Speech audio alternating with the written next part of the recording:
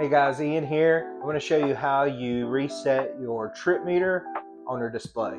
Let's go. Turn your e-bike on. This is the Freesky Ranger. It's showing your odometer at the moment. So I've got 208 miles on here. I'm going to hit the lower right, which is the M. That's going to take me to my trip meter, showing 35.7 right there.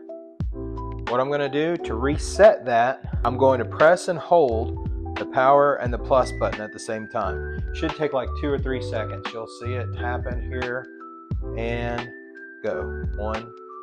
Literally like 1 second, and it reset it.